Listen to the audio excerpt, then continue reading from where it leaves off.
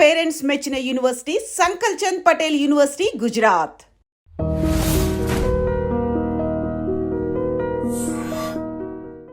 అప్పుడు నా marriage అవుతున్నప్పుడే MG Ramachandran గారు సీఎం అయ్యారు. ఆయన కూడా 1977 ఫస్ట్ టైం సీఎం అయ్యారు. నేను బెంగళూరులో షూటింగ్ ఒక పిక్చర్ వర్క్ చేసి అక్కడి నుంచి అలా హైదరాబాద్ వెళ్ళిపోయాను మ్యారేజ్కి. సెప్టెంబర్ 4th నా మ్యారేజ్ అనమాట. అప్పుడు ఎంజిఆర్ గారికి ఫోన్ చేశాను. నా இப்படி மேரேஜ் அம்மா நான் இப்போதாம்மா சிஎம்மானே, நான் வர முடியாதம்மா, என்னோட வாழ்த்துக்கள் உனக்கு எப்பவுமே இருக்கమ్మా அப்படின்னு గ్రీటింగ్ పంపించి నాకు ఇచ్చేసి నా విష్ చేశారనమాట. నాకు చాలా ఎంజిఆర్ గారు. తర్వాత అక్కడ హైదరాబాద్లో మా సిస్టర్ను మా అక్కయ్య కోడలు వాళ్ళు వెళ్ళి రామారావు గారికి ఇన్విటేషన్ ఇచ్చారు, నాగేశ్వరరావు గారికి ఇచ్చారు, లేకపోతే అక్కడ జీముల గారు అందరికి ఇచ్చారనమాట. రాత్రి 2 గంటలకి నా మ్యారేజ్ అప్పుడు రామారావు గారు వచ్చారు నా మ్యారేజ్కి.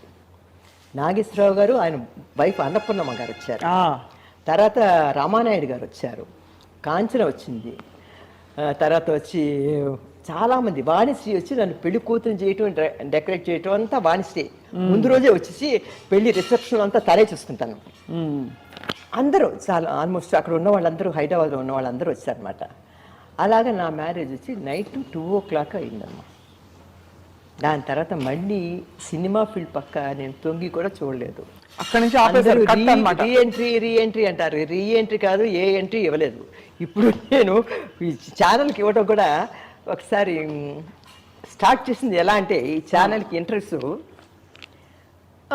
మ్యారేజ్ అయిపోయింది. తర్వాత నా లైఫ్ కొద్దిగా చెప్పాను కదా అలాగేది అన్నీ చూసేసాను లైఫ్లో. మా ఆయన హార్ట్ అటాక్ రావటం, చనిపోవటం, నా బాబు చాలా తక్కువ. నా లైఫ్ అది ఆహాని ఎత్తింది, ఆహాని దింపింది నా లైఫ్. నేను అనుకోకుండా హీరోయిన్ అయిపోయాను. అసలు సినిమాలో చేరుదామని అనుకోకుండా చేరిపోయాను. తర్వాత అనుకోకుండా రామారావు గారితో అగ్గిపిడుగు, అగ్గిబరట వీటిలో చేసి పెద్ద హీరోయిన్ అయిపోయాను. తర్వాత వచ్చి అన్ని మలయాళం, కన్నడం, అన్ని లాంగ్వేజ్, అన్ని భాషలో అందరు హీరోలు, పెద్ద హీరోలు, కన్నడం కానీ మలయాళం కానీ అన్నిట్లో యాక్ట్ చేశాను. మంచి లెవెల్కి వెళ్ళిపోయాను పెళ్లి చేసుకొని. అందరు ఆహా రాజశ్రీ బంపర్ అనుకున్న జాక్పాట్ కొట్టిస్తుంది అన్నారు. అవి ఆహానే ఉంది. మా ఆయనకి 10 మంది మొత్తం, అందరు పెద్ద పెద్ద లెవెల్లో. ఒక ఆయన హైకోర్టు జడ్జి, ఒక ఆయన అడ్వకేటు, ఒక ఆయన డాక్టరు, ఒక ఆయన వచ్చి చిలకలూరుపేట చైర్మన్. తర్వాత అందరు పెద్ద పెద్ద లెవెల్. హైకోర్టు జడ్జి అంటే చూడు, తోట లక్ష్మయ్య గారు, ఒక ఆయన డాక్టరు, ఒక ఆయన పోలీస్ ఇన్స్పెక్టరు, అందరు ఉన్నారండి మా ఫ్యామిలీలో. పెద్ద కుటుంబం. మా 2 ఆడబిడ్డలు అందరు ఉన్నారు. అక్కడ పడ్డాను. పడేసరికి బయట ప్రపంచం తెలియలే. ఏంటి గుట్లు చిలగల. నాకు ఈ సినిమా అలవాటిపోయి సినిమా వాడి మొహం కనప. అప్పుడు ఛానల్స్ లేవు ఎక్కువ. ఇప్పుడు దూరదర్శనం ఏదో వేసేవాడు, 2 ఛానల్స్ ఉండేవి. అబ్బా మన సినిమా ఏదో ఒక సినిమా చూస్తే అబ్బా మన వాడు మొహం చూస్తున్నాను కదా అనుకుని ఎంతో సంతోషపడిపోయేదాన్ని అనమాట. అంటే ఇది ఉండేది అనమాట. పిక్చర్ చూస్తుంటే అయ్యో అంజమ్మ గారు వీళ్ళందరూ చూస్తుంటే అలాగా నాకు అంజమ్మ గారు, భానుమతి గారు వీళ్ళందరూ పెద్దవాళ్ళందరినీ చాలా ఇష్టపడతాను నేను. సుశీలమ్మ గారు అందరూ నాతో చాలా ఒక ఇదిగా మూవ్ అవుతాం అనమాట మేమందరం. కానీ ఫోటోలు చూస్తుంటే అమ్మా ఎన్ని మెమరీస్ వెంట పెట్టుకున్నారు. జయలలిత గారు తెలుగులో తమిళ్లో యాక్ట్ వేశారు కదా కొన్ని జానపదాలు. అవి గోపాలుడు, భూపాలుడు, వాళ్ళ అమ్మతో కూడా యాక్ట్, సంజయ్ గారు కూడా యాక్ట్ చేస్తారు. నాకు నిత్య కళ్యాణంలో మా అమ్మగా యాక్ట్ చేసింది, కన్నడంలో యాక్ట్ చేసింది ఆవిడ. చాలా ఉంది కానీ చెప్పను నేను, ఎందుకంటే ఈ పాట అమ్మా ఏమో ఏమో అది నాకేమో ఏమో అయినది, అదే కదా.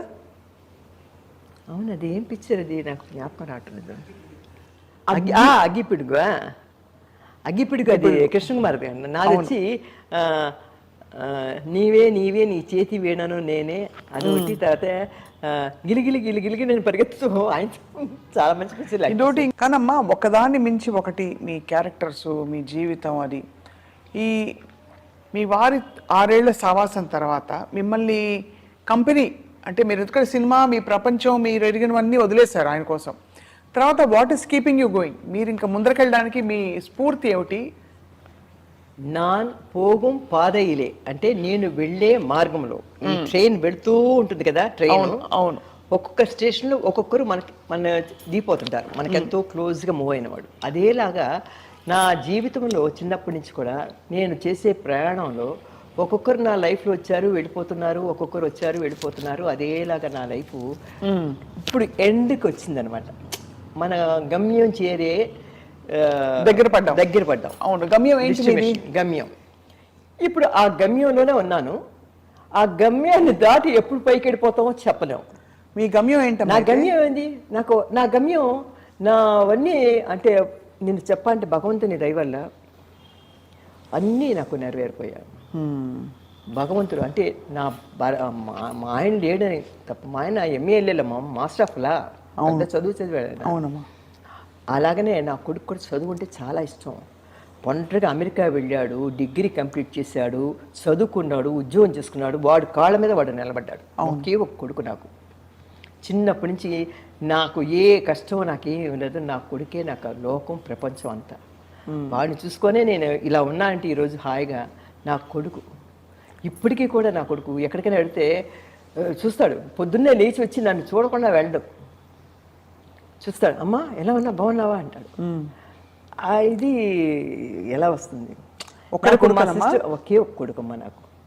మా ఆయన చనిపోయేటప్పుడు నా కొడుకు 3 సంవత్సరాలు. అయ్యో, 10 years ఎక్కడ బయట ప్రపంచంలో నా ఫేస్ చూపించలేదు నేను. ఈరోజు ఇలా కూర్చున్నానంటే అయ్యో నా కొడుకు చదువుతున్నాడు, అమెరికా వెళ్ళాడు, ఎలా ఉన్నాడు ఏమిటో అని భయపడిపోయేదాన్ని. బెంగ పట్టుకొని ఎక్కడికి వెళ్ళలేదు. తర్వాత మా బాబు పెళ్ళికి జయలలిత గారు వచ్చి మన ఇంట్లో రిసెప్షన్కి వచ్చి ఒక ½ hour కూర్చుంది. అందరు ఆర్టిస్టులు ఆల్మోస్ట్ మెడ్రాస్లో ఉన్న లేక మంజుళ వాళ్ళు ఎవరు లక్ష్మి గిష్మి అందరూ వచ్చేసారనమాట. సరోజాదేవి పాప కృష్ణకుమార్ గారు ఎక్కడికి రారు. ఆవిడ బెంగళూరు నుంచి పెళ్లి కోసం వచ్చింది, సరోజాదేవి పెళ్లి కోసం వచ్చింది, వైజయంతి మాల అందరూ, లక్ష్మి దగ్గర నుంచి మీనా గీనా అందరూ, రాధిక అందరూ వచ్చేసారు. వైజయంతి మాల నుంచి దాకా అందరూ వచ్చారమ్మా. ఘనంగా చేస్తాను పెళ్ళి. నా కొడుకు సెటిల్ అయిపోయాడు లైఫ్లో. తర్వాత నేను మా సిస్టర్ ఉండేవాళ్ళం, మా బాబు అమెరికాలో ఉండేవాడు అనమాట. తర్వాత నిండుకు కళకళలాడుతూ పనివాళ్ళు గిన్నెవాళ్ళు అందరినీ పెట్టుకొని నేను నా లైఫ్ లీడ్ చేస్తున్నాను. సడన్గా మా సిస్టర్ చనిపోయింది. ఎందుకంటే నాకు ఏమి ప్రపంచం తెలియదు. నాకు ఈ దిగులు మా సిస్టర్ లేక, ఆ క్లైమేట్ అది వాటికి, ఆ ఇల్లు చూసి ఆ ఊరు చూసేసరికి మైండ్ బ్లాక్ అయిపోయింది. ఏమిటి మన ప్రపంచం ఎలా అయిపోయింది? ఇక్కడ ఎవరు లేరు, మాట్లాడుకోవడానికి ఎవరు లేరు, ఎవరు మనకు మన అని ఎవరు, అవును కమ్యూనికేషన్ ప్రాబ్లం. కానీ ఏం చేస్తాం, కలిసి ఉండాలి కదా. ఇప్పుడు వస్తూ పోతుంటారమ్మా మీరు? తర్వాత ఏమైందంటే చాలా రోజులు మా బాబుకి పిల్లలు పుట్టలేదు కదా, వాళ్ళు అమెరికాలో ఉన్నారు కదా. నేను వెళ్ళాను, ఒక పాప పుట్టింది ఫస్ట్. అబ్బా, వెళ్ళిన ఒక 1 yearలో ఒక పాప పుట్టింది అనమాట. మా ఆయన చనిపోయినా కూడా మా సిస్టర్ ఎప్పుడు సపోర్ట్గా ఉండేది నాకు. ఆవిడ 92 సంవత్సరాలు ఆవిడ మంచం మీద ఉన్నా కూడా అంత తెలివితేటలు గైడ్ చేసేది అనమాట. అన్నీ చెప్పుకునేదాన్ని. అందులో అంత ఏజ్ గ్యాప్ ఉంది కాబట్టి ఖచ్చితంగా మా మదర్ లాగా చూసుకున్నాను అనమాట. అలాగే ఆవిడ చనిపోయేసరికి ఒకలాగైపోయింది. నా కొడుకు అన్నాడు, అమ్మ ఇంత పెద్ద ఇంట్లో నువ్వు ఒంటరిగా వద్దు, నాయనమ్మ ఉందని. నాయనమ్మ అంటాడు మా అక్కయ్యని, పెద్దమ్మ అండు, నువ్వు నాతో వచ్చి అన్నాడు. అని చనిపోయిన వెంటనే టికెట్ బుక్ చేసి ఇంకా నా ఎస్ నో చెప్పక్కర్లేదు, పట్టుకొని వెళ్ళిపోయాడు అమెరికా. అదొక ప్రపంచం అయిపోయింది. అమెరికాకి వెళ్ళిపోయేసరికి సెల్ ఫోన్లు లేవు, ఏమి లేవు. చాలా అదైపోయి పిచ్చి పెట్టినట్లు అయిపోయింది. నేను అమెరికాలో అడుగు పెట్టిన తర్వాత నాకేంటంటే బోర్ కొడుతుంది అనుకుంటుంటే ఆ భగవంతుడు చూడండి ఒక పాపనిచ్చాడు అనమాట. ఆ పాపకి 1 year అయ్యేటప్పుడు ఇంకో పాపనిచ్చాడు. ఓ శుభం. అయితే ఇంకా 2 మనవరాళ్ళు నాకు, 2 పేర్లు ఏంటమ్మా? పెద్ద పాప పేరు వచ్చి అనన్య. మా బాబు పెట్టడం ఎలా అంటే, వాడి పెళ్ళి నా బర్త్డే December 7th కదా, వాడి పెళ్ళి December 7th పెట్టుకున్నాడు అనమాట. మా అమ్మ బర్త్డే రోజు మ్యారేజ్ పెట్టుకోవాలని. తర్వాత పెద్ద పాపకి పేరు అనన్య. అనన్య రాజశ్రీ తోట ఫుల్ పేరు అనమాట. రాజశ్రీ పెట్టేశాడు అందులో, తోట ఇంటి పేరు. అవును. చిన్న పాప పుట్టింది. చిన్న పాప పేరు ఏం చేశా అంటే టియా టియా టీ టీ టీ టియా టియా పాంచజన్యం తోట. వాడు నాన్నగారి పేరు పెట్టేసుకున్నాడు. అమ్మ పేరు నాన్నగారి పేరు పెట్టేసుకున్నాడు. వాడు పెళ్లి రోజు వచ్చి నా బర్త్డే డేట్ పెట్టేసుకున్నాడు అనమాట. అద్భుతం కదమ్మా. దేవుడు ఇచ్చిన వరం అది ఒకటే. నా కొడుకుని నా కోడలు అంతతో అమెరికాలో ఉండేవాడు, నేను ఇక్కడ ఉండేదాన్ని ఒంటరిగా. మా అక్కయ్య చచ్చిపోయిన తర్వాత, అంటే అమెరికాలో ఉన్న తర్వాత అక్కడ నాకు అంటే గ్రీన్ కార్డు అది లేదు. వాళ్ళంతా సిటిజన్స్ అనమాట. నా కొడుకు కోడలు మనవరాలు ఎంతసేపు అమ్మా ఇలా స్పాన్సర్ చేస్తూ వచ్చేస్తుంది మీకు? కానీ నాకు ఇక్కడ ప్రాపర్టీ ఎంత ఉంది కదమ్మా, అది నేను అక్కడ డిక్లేర్ చేసుకొని అవసరం పడాలి, దానికోసం తీసుకోలేదు. నాది టూరిస్ట్ వీసా పెట్టుకున్నాను. అది వెళ్ళి వస్తూ వెళ్తూ ఒక సంవత్సరానికి 8 టికెట్లు అవుతాయి నాకు. నేనంటే బాబుతో కలిసి వస్తాను, ఒక 10 days అలా ఉండి, అంటే స్టేట్ మారాలి కదా, సంవత్సరానికి 8 సార్లు. ఎందుకంటే 4 సార్లు, ఎందుకంటే ఈ ఇయర్లో 4 సార్లు నాకు బాబుకి టికెట్ రావటం, మళ్ళీ వెళ్ళటానికి 2 టికెట్లు, అది 4, మళ్ళీ సంవత్సరం లోపల మళ్ళీ రావటం వెళ్ళటం, అంటే 8 టికెట్లు అనమాట. 8 సార్లు వచ్చి 4 సార్లు వచ్చి రావటం వెళ్ళటం అలాగైపోతుంది అనమాట. ఇప్పుడు కొద్దిగా ప్రాపర్టీ అంతా చూసుకోవాలి, కొద్దిగా అవన్నీ పర్సనల్ కొన్ని పనులు ఉన్నాయి కదా, వాటి కోసం కొద్దిగా ఇండియాలో ఉన్నా అనమాట. లేకపోతే కానీ ఆశ్చర్యం ఏంటంటే అమ్మా, ఇంత లాంగ్ కెరీర్ మీది, ఇంత అద్భుతమైన ఇన్నింగ్స్, ఒక్కొక్క ఫోటోలో చూస్తుంటే అసలు నిజంగా రాజకుమార్ లాగే ఉన్నారు. అదయ్యాక ఇప్పుడు వచ్చిన మీరు ఖాళీని భర్తీ చేసుకునే పద్ధతి, అంటే జీవితంలో ప్రతి వాళ్ళకి, ప్రొఫెషన్లో ఉన్న వాళ్ళకి కూడా ఆ గ్యాప్ వచ్చేస్తుంది, మనం చేసే పని భిన్నంగా చేస్తామంటే. వాటిని మీరు మలుచుకున్న పద్ధతి మాత్రం, మీ ఎనర్జీ లెవెల్స్, మీ పాజిటివిటీ మాత్రం మీకు హ్యాట్స్ ఆఫ్ అమ్మా. ఇప్పుడు నాకు నా లైఫ్లో ఏం చూసండి, ఎక్కువగా నాకు గుళ్ళకు వెళ్ళాలని, దేవస్థానాలు చూడాలని. ఈ సంవత్సరంలో 3 సార్లు తిరుపతికి వెళ్ళాను, షిరిడి బాబా గుడికి వెళ్ళాను, తమిళనాడులో అన్ని గుళ్ళకి వెళ్ళాను, ఆంధ్రాలో కూడా సింహాచలం, అన్నవరం అన్ని గుళ్ళు చూశాను. ఇక్కడ కూడా టైం దొరికినప్పుడు ఒకసారి నేను వేలపంచావడిలో ఉండేదన్నమాట, అంటే ఒంటరిగా వచ్చినప్పుడు. అప్పుడు కాంచన ఫోన్ చేసి చెప్పింది అనమాట, ఏం బా ఎక్కడున్నావు అంటే వేలపంచావడి, నువ్వు దగ్గరే అక్కడ కరుమారమ్మ టెంపుల్, మాంగాటమ్మ టెంపుల్ ఉంది, చక్కగా శుక్రవారం పూట వెళ్ళి రాకూడదా, ఇక్కడి నుంచి వెళ్ళటం అంటే కష్టం కానీ అని చెప్పింది. ఓ నిజమే కదా, మనం ఎందుకు వెళ్ళకూడదు అని చెప్పేసి వెంటనే నేను మాంగాడికి, కరుమారమ్మ గుడికి, అక్కడికి ఇక్కడికి వెళ్ళేసి ప్రత్యక్షం అంటారు శివుడికి, అన్నీ చూశాను. ఇప్పుడు కూడా నాకు టైం దొరికితే భగవంతుని ప్రేయర్ చేసుకోవటం నా పీస్ ఆఫ్ మైండ్. మనవరాళ్ళు వస్తారు, మార్నింగ్ వస్తారు, నాయనమ్మ అది ఇది మాట్లాడతారు చక్కగా, చిన్న పిల్లలు వాళ్ళ స్కూలు ఇది. Life is going on beautifully అమ్మా. కానీ ఎన్నాళ్ళు అంటే నాకు ఇంకా ఎప్పుడు పోయినా కూడా నాకు బాధ లేదు. అయ్యో అమ్మా, మీరు పరిచయాల పాటు ఉండాలి. నాకు ఒకటి, మనం బతికినంతసేపు హాయిగా, ఆనందంగా, సంతోషంగా ఉండాలి.